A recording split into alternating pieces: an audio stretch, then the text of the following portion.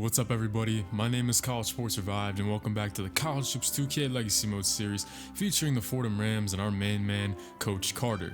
This 10th installment of the series could possibly mark the end of the first season of Rams Hoops, but it all depends on how we perform today against the other two cellar dwellers in the Atlantic 10 Conference here in Season 1.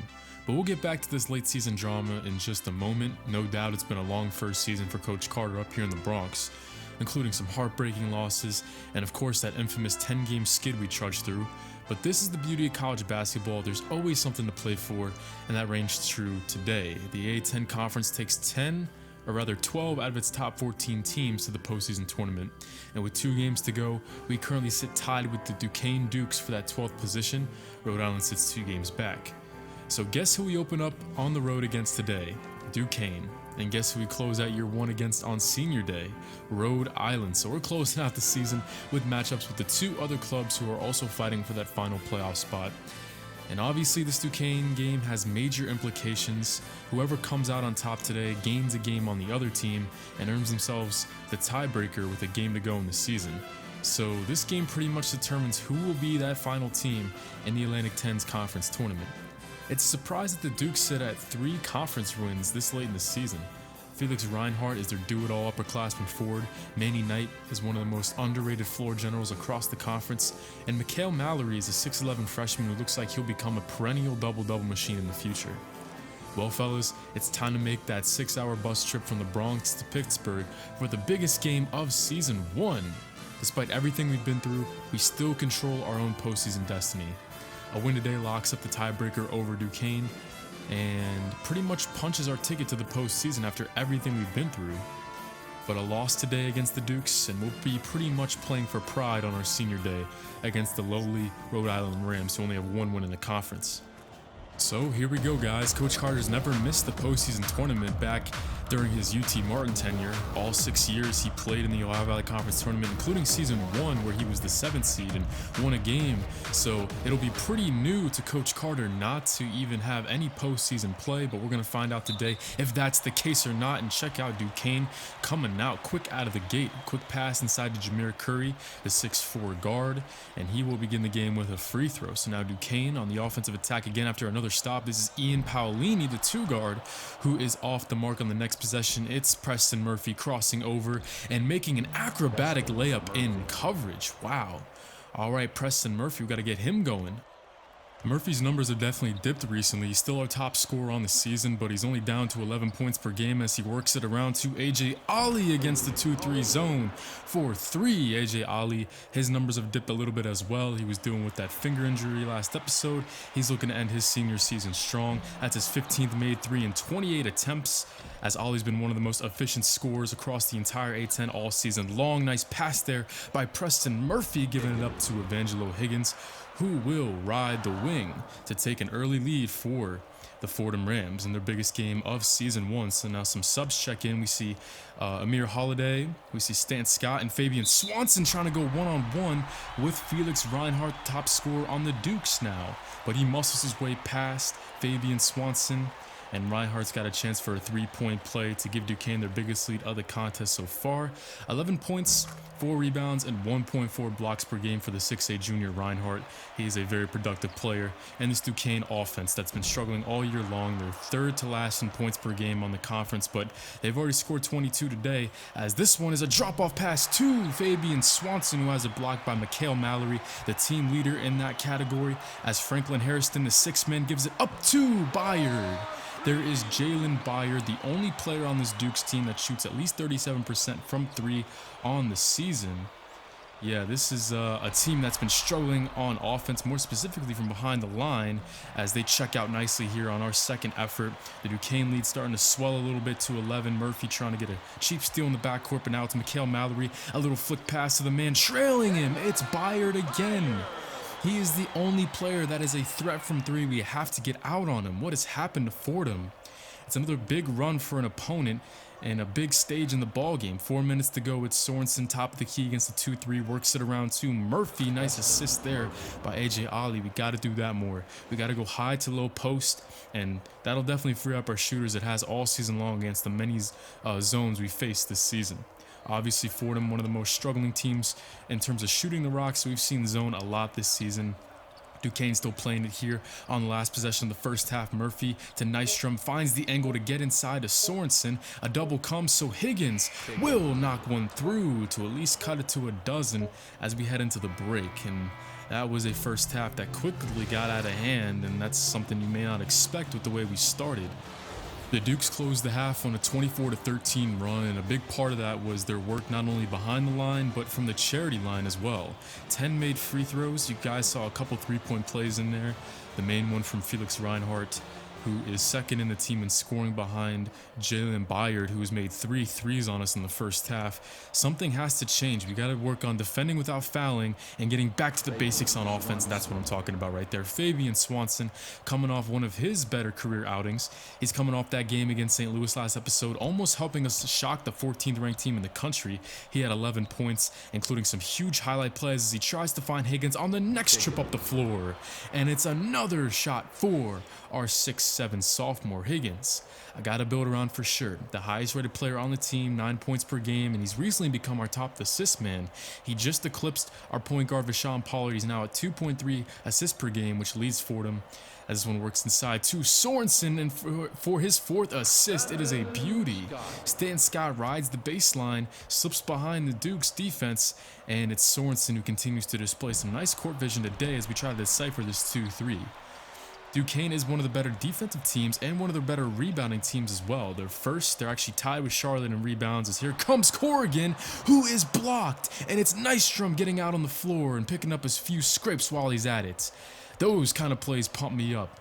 Here comes Sorensen inside the paint.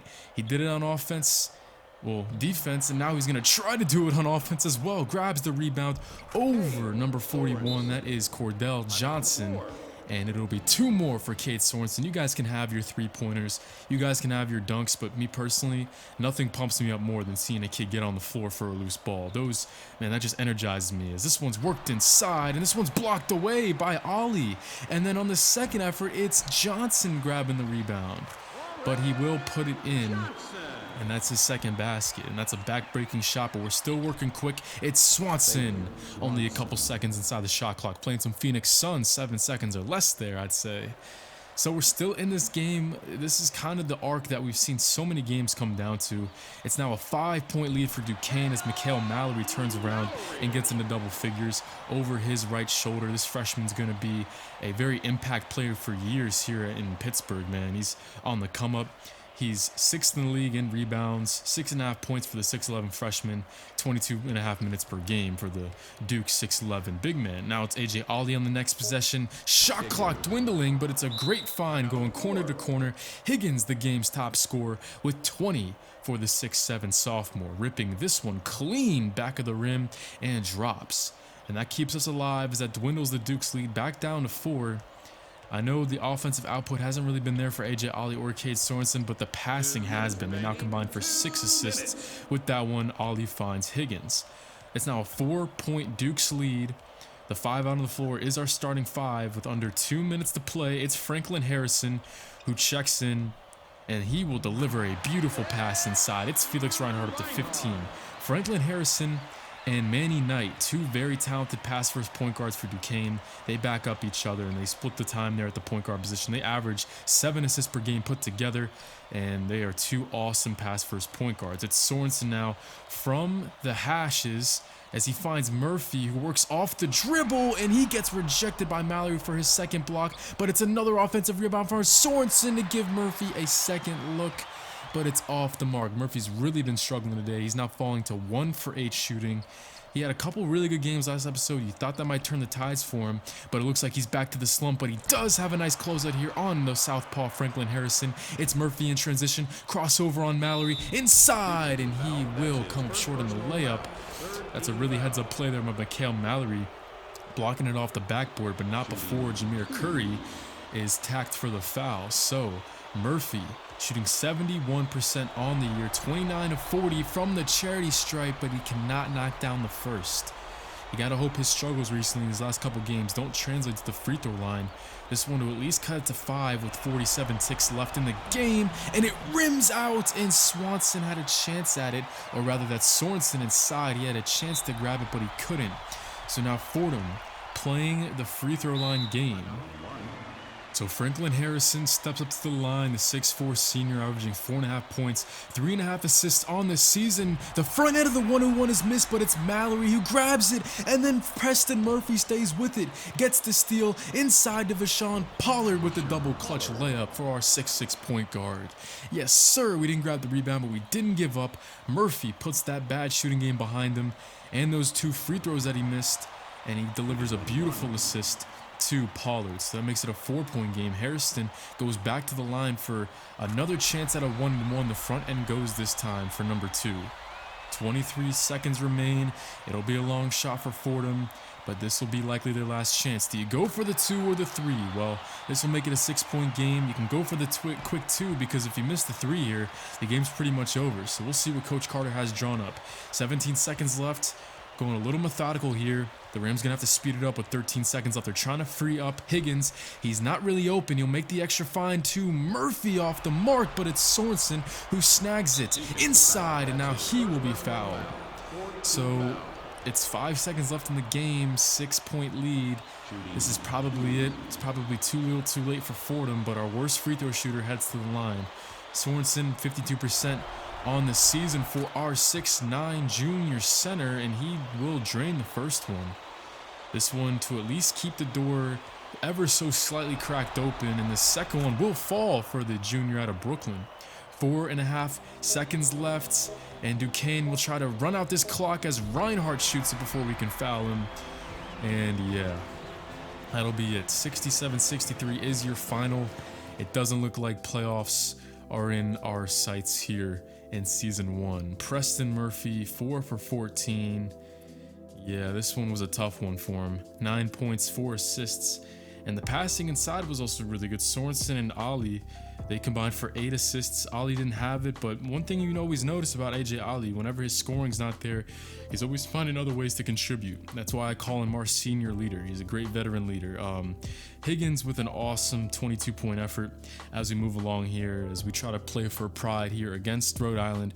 On the last game of the season, we head to Cranston, their campus up there in Rhode Island, and we'll see on our senior day if these guys want to play, if they're already checked out, because Duquesne has a 1-game lead and they have the tiebreaker, so mathematically it's just not there for us to eclipse them for that 12th seed. Even if they win and they lose, they still have the tiebreaker over us. So we're back at home for, of course, our senior day against the other main laughingstock of A-10 basketball. It's Rhode Island, now sporting a 1-14 conference record.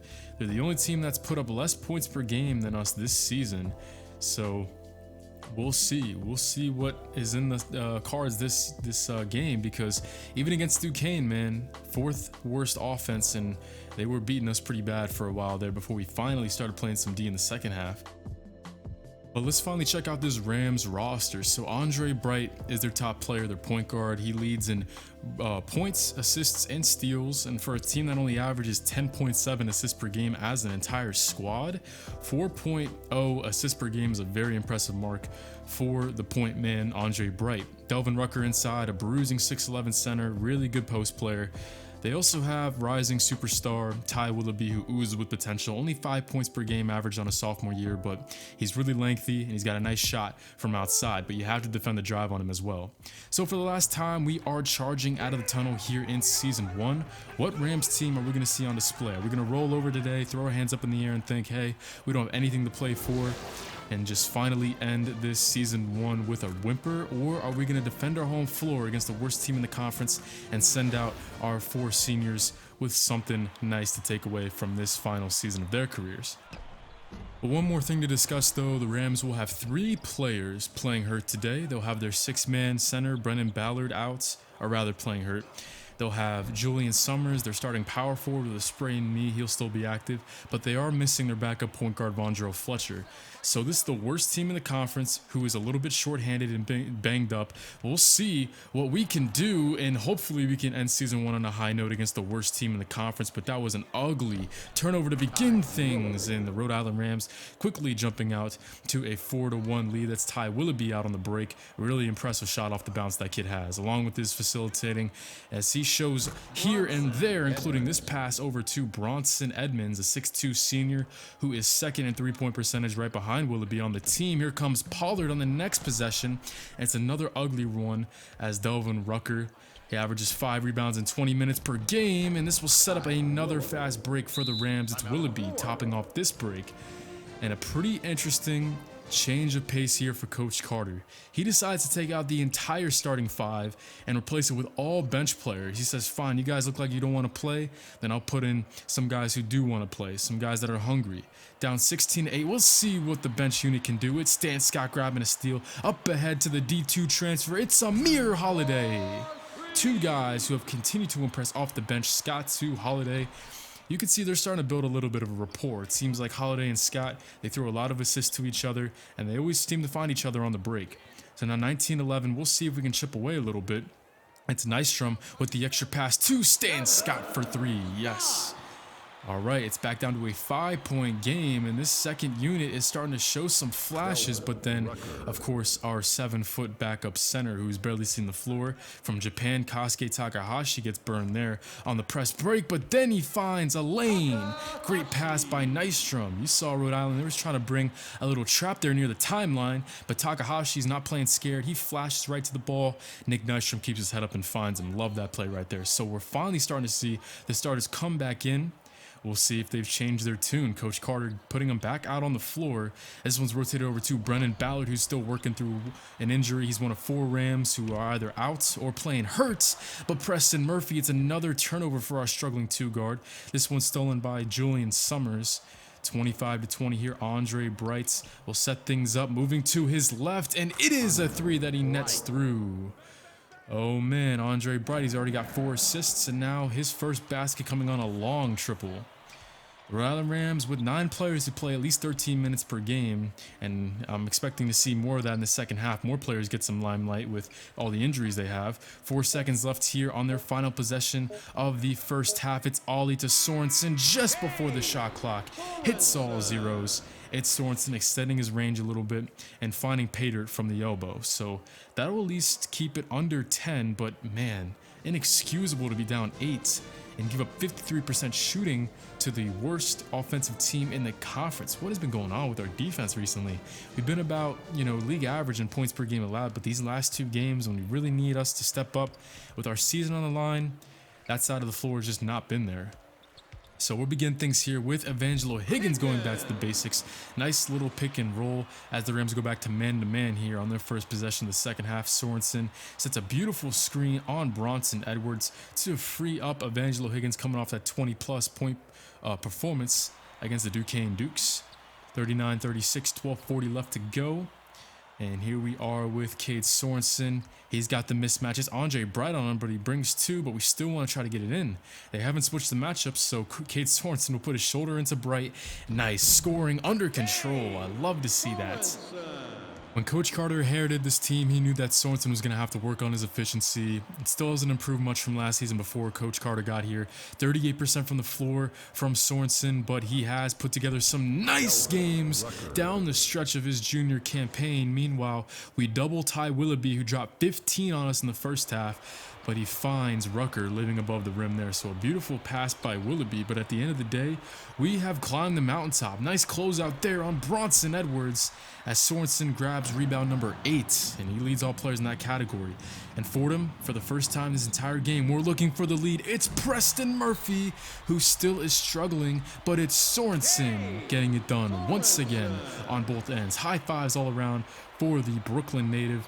The kind of intensity and energy that he's brought to the team over the last couple of weeks, I think he's starting to finally find his footing on the offensive end, because obviously on defense, he's the leader in rebounds and blocks. He doesn't need a lot of improvement there, but now he's trying to make an extra pass to AJ Ali, but they bring 3 this time. They knock it away from Sorensen, and it will be Andre Bright. Man, what a player he is. He got the steal on Sorensen, and he was the player leading the break there for his 7th assist. Andre Bright, really impressive player.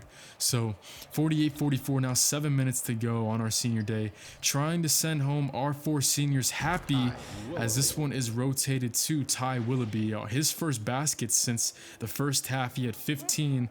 It improves to 17. We were bringing doubles to him. He finally finds some pay dirt, but we haven't heard much of him here in the second half. So 6:42 left to play against the last 2 teams in points per game here in the conference. It's Amir Holiday going from AJ Ali's fingers. Beautiful assist there. AJ Ali, he is just behind Higgins and Pollard in team assists. What Ali can't do is a very short amount of a list. There is Sorensen now stopping another drive by the Rams. Rebound Higgins, that's his 5th. We've been beating the Rams on the boards all game long. It's definitely one part that we've been winning in this game. It's Higgins for 3. Another huge shot for Evo, and it's down the stretch once again when Higgins starts to shine. There's his first 3 in 2 attempts. Murphy with his 3rd assist. So here we are. Come on, 3.5 minutes left. We need some stops. Finally, can we come through? It's Ali for his 2nd steal. To Pollard. He's looking for Higgins. Down the lane, knocking over Bright, but he wasn't in position. His feet were still moving, so Higgins will score 2 points with no whistle. 56 apiece, 3:16 left to go. All right, this is the fight we've been looking for all game long. It looks like the starters finally got their heads in the game after they got benched there in the first half. It's Ali on the next possession. We cleared it out for our 6'8" senior out of Rochester, New York. Gives the jab to Julian Summers, and from the free throw line extended territory, this one does a couple revolutions around the rim, and then we'll sink through. It counts just the same as a perfect swish. Higgins and Ali and Sorensen all coming up big here down the stretch. So 59-60, Fordham with the lead. They're in control. They can take their time on this possession, but still run their offense as normal. 2:10 left to go. It's Pollard on the outside, one of the 4 seniors on this team, and it'll be a senior to senior pick and roll here. It's Ali down the lane, and it's somehow picked off by Andre Bright. What a play, and it's Ty Willoughby taking the lead. Who else would take the lead for the Rhode Island Rams at this point in the ball game? 21 points for number 23. So we're going to dwindle this next possession down to a dozen seconds left to shoot. Trying to figure out Ali on this screen. It will be inside to Ali, but it's Brennan Ballard forcing the miss. How often do you see AJ Ali miss a shot that close into the rim when he's got good positioning like that? Great closeout by Ballard. So now it's Rhode Island with the lead and the possession, just like Fordham moments ago. Bronson Edwards gives it back to Bright to try to end this game. No, but it's Ballard on the follow. He puts it in. Cade Sorensen finally gets beat on the glass once today. Oh man, this was a back-breaking 3-point play. Sorensen's been so good on the defensive glass down the stretch in this season. But unfortunately, Ballard comes through. Rucker checks back in. And it's now a difficult situation for Fordham. This game's been completely spun on its head with these last couple possessions. We haven't scored in a couple minutes now. We need to come through. It's Pollard giving it to Sorensen. Pump fake, nothing doing. It's Murphy. He's trying to turn it around, but it's been another struggle-filled game for him. Ali on the follow is blocked by Rucker. We get it back with Murphy. So it's Pollard to Higgins, quick inside to Sorensen, and it's Willoughby who gets the stop on Sorensen. Oh my goodness, shades of the Duquesne game. Remember that game? Yeah, we had plenty of chances to at least make it close down the stretch, and a couple of possessions where we had a couple looks at it, but we couldn't knock one through. That's exactly what we saw right there as well. Andre Bright, 2 free throws, 6-point game. It's Vashon Pollard going coast to coast with a quick 2-handed jam. That very well may be the last 2 points that the 6'6" senior scores in his career, ending off his senior campaign with 5 points, 2 assists, 1 steal a game, and 43% from the floor. Vashon Pollard, and our best free throw shooter. So now 66-62. This time Andre Bright comes up short from the line. A 4-point game. Murphy, this will make it at least interesting down the stretch. No, but it's Ali who gives it back to Murphy. And Fordham will continue to swing it around. It's Pollard, a little flick pass to Murphy. Come on, we got to get Higgins open. There he is. It's short. Sorensen again has a chance for Murphy. And once again, it's a possession with a couple looks at it that we cannot capitalize on them. The Fordham Rams end off season 1 with a loss that will make you sick to your stomach if you are a supporter of the Maroon and Whites. So Ty Willoughby, 21 points. The sophomore has a bright future in Cranston, Rhode Island. Even though he only averages 6 points per game on the year, he's had a couple breakout performances like this, and we were his latest victims. So our 4 seniors play in their final games. Vashon Pollard ends off his Rams career with 4-4 with a steal and a block. It's AJ Ali, our offensive and defensive leader, really. 14, 5, 3, and 3, over 50% shooting, so he ends off his career on a high note. Really good game from Ali. Nick Nystrom, our backup point guard, he will leave the team after putting up 2 and 3 today. Hassan Rivera didn't get on the floor, neither did Verdell Didion. Those are our last 2 seniors making their departure. So for the Rhode Island Rams, Ty Willoughby, 21-8, 15-2 from Delvin Rucker, and Andre Bright with a game-high 7 assists. Really impressive for Andre Bright. But that will mark the end of season 1 of the Fordham Rams hoops. 6-20, 3-13 in the conference. Unfortunately, another bad marking of that loss is that we would have at least improved in the conference record if we won that game. We went 3-13 without Coach Carter last year. He comes here and he follows it up with another 3-13 season within A-10 play. But since we cannot participate in the Atlantic 10 Conference Tournament, let's at least see what happened.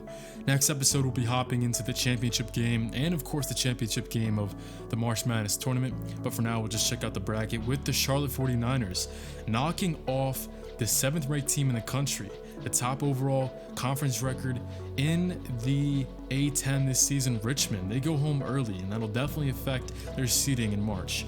Duquesne, that took the final spot from us, they actually shocked St. Bonaventure and beat Dayton to tango with Charlotte in the semifinal, but their Cinderella story comes to an abrupt end.